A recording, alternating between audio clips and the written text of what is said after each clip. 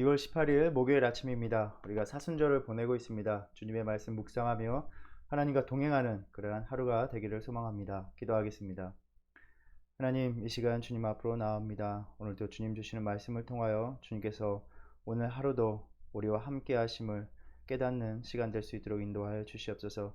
우리는 주님 앞에 부족하고 연약하나 있는 모습 그대로 주님 앞에 나아가 오늘도 담대히 주님의 은혜를 구합니다. 오늘도 우리를 붙드시고 건지시고 도우시는 하나님의 은혜로 살아가게 하여 주시옵소서. 예수님의 이름으로 기도드립니다. 아멘. 오늘 우리가 함께 묵상할 하나님 말씀은 마태복음 14장 22절에서 36절 말씀입니다. 하나님의 말씀 마태복음 14장 22절에서 36절입니다. 예수께서 즉시 제자들을 재촉하사 자기가 무리를 보내는 동안에 배를 타고 앞서 건너편으로 가게 하시고 무리를 보내신 후에 기도하러 따로 산에 올라가시니라. 저물매 거기 혼자 계시더니 배가 이미 육지에서 술이나 떠나서 바람이 거스름으로 물결로 말미암아 고난을 당하더라. 밤 사경에 예수께서 바다 위로 걸어서 제자들에게 오시니 제자들이 그가 바다 위로 걸어오심을 보고 놀라 유령이라 하며 무서워하여 소리 지르거늘 예수께서 즉시 이르시되 안심하라 나니 두려워하지 말라. 베드로가 대답하여 이르되 주여 만일 주님이시거든 나를 명하사 물 위로 오라 하소서 하니 오라 하시니 베드로가 배에서 내려 물 위로 걸어서 예수께로 가되 바람을 보고 무서워 빠져가는지라. 소리질러 이르되 주여 나를 구원하소서 하니 예수께서 즉시 손을 내밀어 그를 붙잡으시며 이르시되 믿음이 작은 자여 왜 의심하였느냐 하시고 배에 함께 오르매 바람이 그치는지라. 배에 있는 사람들이 예수께 절하며 이르되 진실로 하나님의 아들이로소이다 하더라. 그들이 건너가 게네사렛 땅에 이르니 그곳 사람들이 예수이신 줄을 알고 그 근방에 두루 통제하여 모든 병든 자를 예수께 데리고 와서 다만 예수의 옷자락이라도 손을 대게 하시기를 간구하니 손을 대는 자는 다 나음을 얻으니라. 아멘. 주여 만일 주님이시거든 나를 명하사 물 위로 오라 하소서. 주님을 향한 베드로의 강한 믿음의 확신과 요청이 오늘 우리에게도 있기를 바랍니다. 오늘 본문은 예수님이 물 위를 걸어 오시는 이야기입니다. 마가복음과 요한복음과 같이 이 기적은 5,000명을 먹이신 기적 이후에 나오면서 연속적인 이 기적의 이야기들은 아주 강력한 효과를 지니고 있습니다. 이 이야기는 물 위를 걸어오시는 예수님은 누구이신가에 대해서 또 베드로를 통해서 믿는다는 것에 대해서 묵상하게 하시는 말씀입니다. 빈들의 무리들을 불쌍히 여기셨고 작은 떡과 물고기의 헌신으로 큰 무리들을 배불리 먹이셨습니다. 그리고 주님은 제자들을 재촉하여 배를 타고 건너편으로 가라고 명하셨습니다.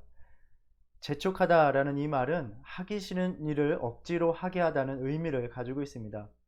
어떤 면에서 제자들은 건너편으로 가기를 꺼려했다고 추측해 볼 수 있습니다. 아마도 주님의 그 기적에 환호하는 큰 무리 가운데 남아서 그 영광을 누리고 싶었는지도 모릅니다. 혹자는 갈릴리에서 자라난 제자들이 좋지 않은 기후 여건을 보고 예수님이 없이 항해하기를 꺼려했다라고 말하기도 합니다. 어찌되었든 이야기의 흐름을 보면 제자들을 풍랑으로 밀어 넣은 것은 바로 예수님이셨습니다. 그들은 왜 풍랑으로 가야 했을까요? 우리는 그 이유를 이야기 속에서 발견하게 됩니다. 무리를 보내신 후에 기도하러 따로 산에 올라가셨습니다. 기도의 삶이 어떠해야 하는가를 단적으로 보여주시는 모습입니다. 따로라는 말은 개별적으로 자기만의 기도의 시간을 가지신 것입니다. 우리가 지난 수요 예배 때 골로새서를 나누면서 기도에 대해서 이야기하였습니다. 우리가 기도 생활에서 주의해야 할 점은 나는 늘 기도하는 마음으로 생활한다 라고 말하면서 또 생각하면서 실제로 기도하지 않는 삶을 변명하는 것입니다. 거룩을 위한 경건의 삶의 핵심은 구별하는 것입니다. 거룩이라는 말이 하나님의 것으로 떼어 놓는 것, 구별하는 것입니다. 안식일을 거룩하게 지키라는 명령은 내 삶에서 안식일을 위한 시간을 따로 떼어 구별하라 라는 말씀입니다. 기도도 마찬가지입니다. 물론 주님은 우리의 일상생활 가운데 드리는 기도를 다 들으십니다. 그러나 기도의 삶을 구별하는 데까지 나아가기를 원하십니다. 하나님은 우리가 주님과의 관계를 다른 일상의 하나로서 여기시는 것을 원하시지 않습니다. 예수님께서는 하나님의 아들이시기에 가장 기도가 필요가 없는 분처럼 생각됩니다. 그러나 주님은 이 땅에 육신으로 오셔서 결코 기도하는 것을 소홀히 하지 않으셨습니다. 왜일까요? 이 땅에서 하나님의 아들로 하나님의 권세를 받고 그 능력을 하나님의 뜻대로 사용할 수 있게 인도되는 그 삶의 핵심이 바로 기도였기 때문입니다. 아버지의 권능을 지속적으로 부여받는 유일한 통로였기 때문입니다. 그리하여 이미 예수님의 권세를 부여받은 제자들도 귀신 들린 아이를 고칠 수 없었을 때 기도 외에는 다른 능력이 없다라고 말씀하셨습니다. 너희가 늘 기도함으로 그 권능을 부여받아야 한다고 말씀하신 것입니다. 오늘도 이 아침 기도로 하루를 시작하며 모든 관계와 말과 마음을 주장하시기를 구하는 성도님들을 축복합니다. 기도로 하나님의 뜻에 더 가까이 살아가는 하루가 되시기를 축복합니다. 삶의 가장 작은 시간일지라도 기도를 위하여 구별하기를 힘쓰는 저와 여러분 되기를 바랍니다. 하나님이 불안과 염려로 가득한 삶에 우리의 마음과 생각을 주장하시는 은혜를 맛보게 될 줄을 믿습니다. 예수님의 명을 받고 제자들은 배를 타고 건너편으로 가고 있었습니다. 배는 육지에서 멀리 떨어져 있었고 거스르는 바람을 만나서 고난을 겪게 됩니다. 갈릴리 바다는 지형상 풍랑이 갑작스럽게 일어나곤 했고 바람은 특히 중심부에서 일어났다고 합니다.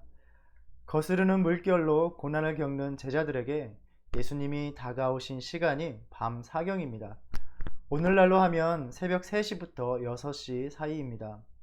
그러니까 제자들은 저녁부터 아주 오랜 시간 동안 어두움 속에서 풍랑과 씨름을 했다는 것입니다. 제자들은 그렇게 풍랑을 만나 힘겨워하고 있었고 예수님은 전념으로 기도하고 계셨습니다. 그리고 마침내 힘겨워하는 제자들에게 오셨습니다. 바다 위로 걸어서 제자들에게 오시니 라고 말씀하십니다. 예수님이 바다를 걸으시는 모습은 구약성서에서 물 위를 걸어가시는 하나님의 모습을 연상케 합니다. 욥기 9장 8절에 그가 홀로 하늘을 펴시며 바다 물결을 밟으시며 라고 말하고 하박국 3장 15절에 주께서 말을 타시고 바다 곧 큰 물의 파도를 밟으셨나이다 라고 말씀합니다. 또 시편과 이사의 구절들은 하나님께서 바다에 길을 내신다 라고 말씀합니다. 구약성서에서 바다는 일정한 형체가 없는 물의 형태이기 때문에 창조주의 질서에 반하는 혼돈과 죽음의 세력으로 여겨졌습니다. 하나님께서 큰 바다를, 큰 물을 밟으시고 길을 내신다는 것은 죽음과 혼돈의 세력을 이기시고 지배하신다는 것을 의미합니다.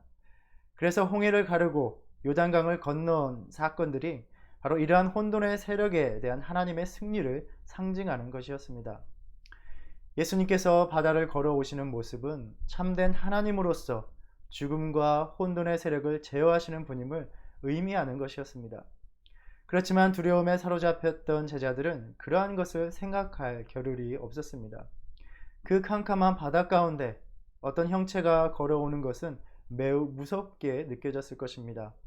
바다가 그렇게 죽음의 세력, 악령의 집이라고 여기는 당시의 대중적인 미신을 생각하면 그 가운데, 그 세력 가운데서 나온 유령이 자신들을 해하려 한다고 생각하는 것은 자연스러웠습니다. 그렇게 두려움에 사로잡혀 있는 제자들에게 주님께서는 안심하라, 나니 두려워하지 말라고 진정시키십니다. 에고 에이미라는 말은 출애굽기 3장에서 하나님께서 모세에게 나는 스스로 있는 자니라 하신 말씀의 어구와도 같습니다. 나다라는 이 말씀은 이렇게 구약 성서와 연결해 볼 때 내가 하나님이다, 천지를 창조하고 바다를 잠잠케 하는 바로 하나님이다 라는 말씀으로도 들을 수 있는 것입니다. 지금 예수님께서 전능의 하나님으로 거스르는 풍랑의 고난을 겪는 제자들에게 오신 것입니다. 저는 늘 이 장면에서 큰 감동과 은혜를 받습니다. 이 땅에 오신 예수님은 어떤 분이십니까? 우리의 죄를 지시기 위해서 철저하게 인간이 되셨습니다. 마귀에게 시험을 받으실 때에 내가 하나님의 아들이거든 돌이 떡덩이가 되게 하고 성전에서 뛰어내려서 천사가 수종들게 함으로 영광을 받으라는 유혹을 받았습니다. 그러나 예수님은 결코 하나님의 능력을 쓰시지 않고 죄짐을 지는 인간이 되시고자 했습니다. 세상이 요구하고 기대하는 하나님의 아들이 아니라 하나님의 뜻에 따라 죄의 값을 치를 인간으로서의 하나님의 아들이 되셔야 했기 때문입니다. 그렇게 철저히 순종함으로 하나님의 권세와 능력을 결코 자신을 드러내고 자신의 편안함을 위해서 사용하지 않으셨습니다. 백고물에서 피곤하여 잠이 드셨듯이 육신의 삶의 고통과 아픔을 고스란히 지셨습니다. 그런데 이렇게 철저히 인간이 되시고자 한 예수님께서 사랑하는 이들이 고난을 당할 때에는 그들을 위해서 하나님으로서 다가오십니다. 밤 사경에 그 어두운 가운데 제자들에게 오셨습니다. 무슨 말입니까? 제자들 외에는 예수님이 바다 위를 걸으시는 것을 볼 사람이 없습니다. 지금 이 이적은 많은 무리들에게 자신이 누구인가 과시하기 위함이 아닙니다. 오직 위험에 처한 그의 제자들을 도우시러 가는 길, 그들에게 전능의 하나님으로 다가가시는 길입니다. 나는 너희의 죄값을 치르기 위해서는 어떠한 순간에도 철저히 인간이 될 것이다 하셨던 그 주님이 그러나 또한 너를 건지고 돕기 위해서는 철저히 전능의 하나님으로 너에게 다가갈 것이다 말씀하시는 장면입니다. 오로지 우리를 위해서, 나를 위해서 철저히 인간이 되셨고 철저히 하나님이 되신 주님이 바로 지금도 나를 돌보시는 예수 그리스도이십니다. 나를 위해 자신의 삶을 온전히 다 주신 예수 그리스도가 오늘도 우리에게 동일하게 다가오겠다고 말씀하고 계십니다. 예수님이 제자들을 재촉하셨습니다. 제자들은 자신들만의 이유로 꺼렸겠지만 주님의 그 재촉 속에는 걱정하지 마라, 두려워하지 마라, 내가 너희와 함께 할 것이다, 너희를 도우러 갈 것이다 라는 확신의 말씀이기도 하였던 것입니다. 너희가 풍랑 속에서 이를 깨달아야 한다는 말씀입니다. 마태복음 본문에서는 베드로의 이야기가 나옵니다. 베드로는 물 위로 걸으시는 주님을 보고 외칩니다. 주여, 만일 주님이시거든 나를 명하사 물 위로 오라 하소서. 베드로가 왜 그랬는지는 모릅니다. 어쩌면 나도 예수님처럼 물 위를 걸어보고 싶은 그러한 충동적인 욕망 이상이 아니었을지도 모릅니다. 그러나 그 순간만큼은 확신에 차 있었습니다. 믿음의 확신이었습니다. 주님의 능력으로 나도 물 위를 걸을 수 있다는 것입니다. 그리고 그 믿음대로 물 위를 걸어서 예수께로 갔다라고 말합니다. 이 부분을 자세히 들여다볼 필요가 있습니다. 베드로는 물 위로 걷는 것을 몸소 체험하였습니다. 그러다가 바람을 보면서 다시 두려움에 사로잡혔고 물에 빠져갑니다. 제가 보기에는 베드로가 물 위를 걸어갔다는 것보다 물에 빠졌다는 것이 더 이해하기가 어렵습니다. 왜냐하면 베드로는 물 위를 걸을 수 있을까 의심하며 물 위를 걸어보는 것을 시도하다가 물에 빠진 것이 아니라 이미 믿음으로 물 위를 걷고 있었기 때문입니다. 본문을 보면 그가 바람을 보고 무서워졌다라고 말합니다. 얼핏 보기에는 물 위를 걸어가고 있는데 바람이 불기 시작하였고 그래서 베드로가 두려움에 빠졌다고 생각할 수도 있습니다. 그러나 그렇지 않습니다. 바람은 저녁부터 지금 사경까지 베드로가 배를 타고 있는 내내 계속해서 겪던 고난의 상황이었습니다. 바람이 없다가 예수님께로 걸어가던 순간에 갑자기 바람이 일어나서 그가 두려움에 빠진 것이 아닙니다. 지금까지 바람 때문에 어려움을 겪고 생명을 잃어버릴까 두려워하다가 예수님을 만나서 믿음의 확신이 생겨서 물 위를 걸었는데 다시 그 바람을 보고 두려움에 빠진 것입니다. 무슨 이야기입니까?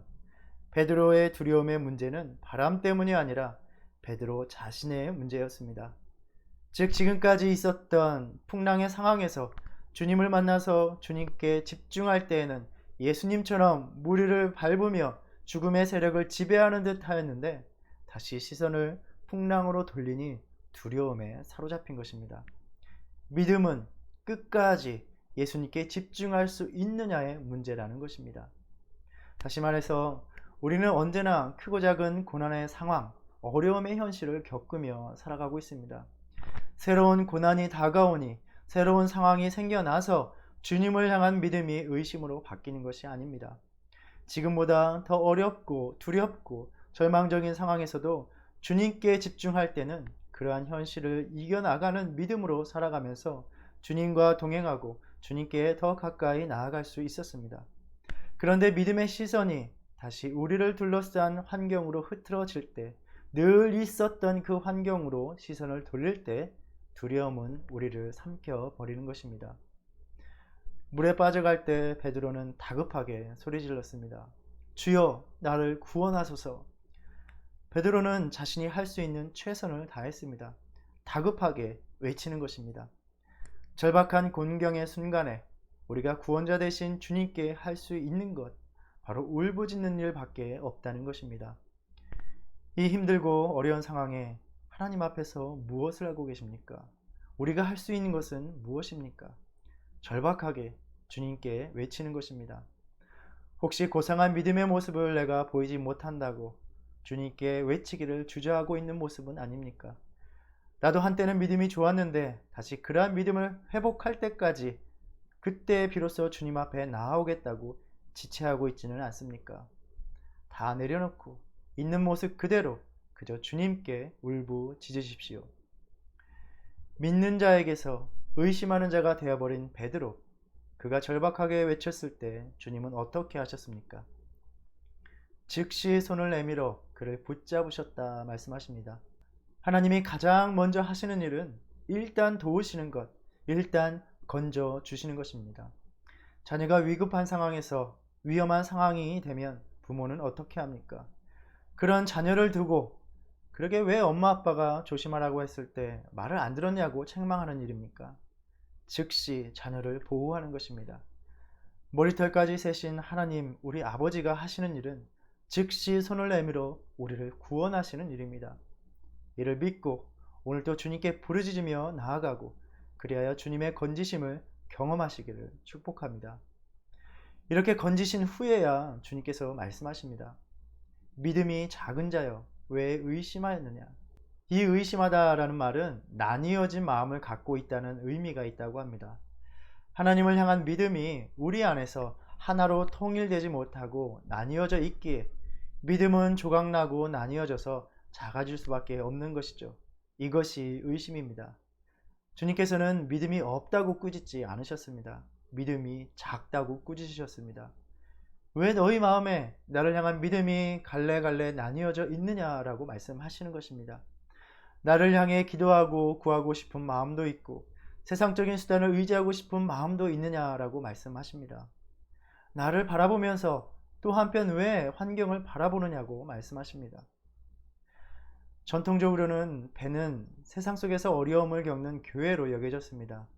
배 안에 있는 이들은 바로 오늘날 믿음으로 살아가는 우리들인 것입니다.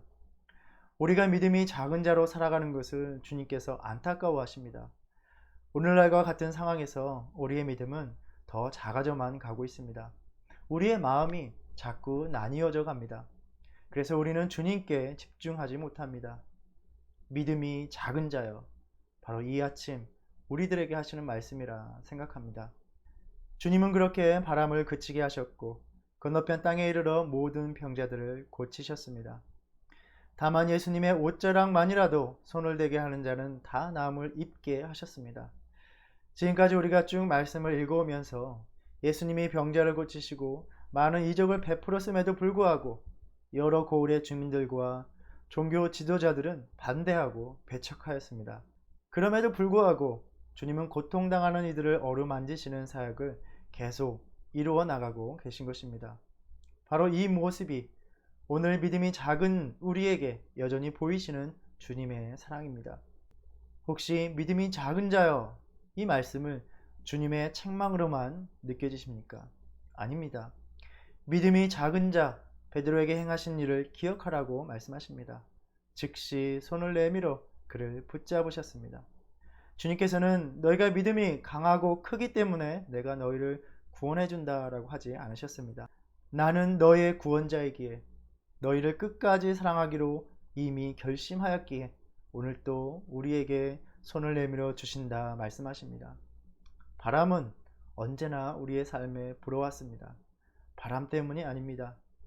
오늘 또 힘겨운 내 삶에 다가오시는 주님께 다시 삶의 모든 시선을 집중함으로 주님만 바라보며 주님처럼 우리를 두렵게 하는 그 풍랑, 우리를 염려하고 걱정하게 하는 그 죽음의 세력들을 밟고 걸어가는 그 믿음을 회복하는 저와 여러분이 되기를 간절히 바랍니다. 기도하겠습니다. 하나님, 오늘도 풍랑 가운데 살아가고 있는 우리들, 고난을 겪고 힘겨워하고 있는 우리들에게 다가오시는 주님의 모습을 말씀해 주셨습니다. 주님, 우리에게 다가오실 줄을 믿습니다. 우리를 불안하게 하고 두렵게 하는 그 죽음의 세력을 밟고 다가오시는 주님, 우리를 붙드실 줄을 믿습니다. 오늘도 주님만 바라보며 주님께만 집중함으로 주님처럼 주님의 권능을 받아서 우리를 염려케 하는 모든 세력들을 밟고 물 위를 걸어가는 믿음으로 살아가는 우리의 하루가 될 수 있도록 인도하여 주시옵소서. 예수님의 이름으로 기도드립니다. 아멘. 하늘에 계신 우리 아버지여, 이름이 거룩히 여김을 받으시오며 나라의 임하옵시며 뜻이 하늘에서 이룬 것 같이 땅에서도 이루어지이다. 오늘날 우리에게 일용할 양식을 주옵시고 우리가 우리에게 죄 지은 죄를 사하여 준 것 같이 우리의 죄를 사하여 주옵시고 우리를 시험에 들게 하지 마옵시고 다만 악에서 구하옵소서. 나라와 권세와 영광이 아버지께 영원히 있사옵나이다. 아멘.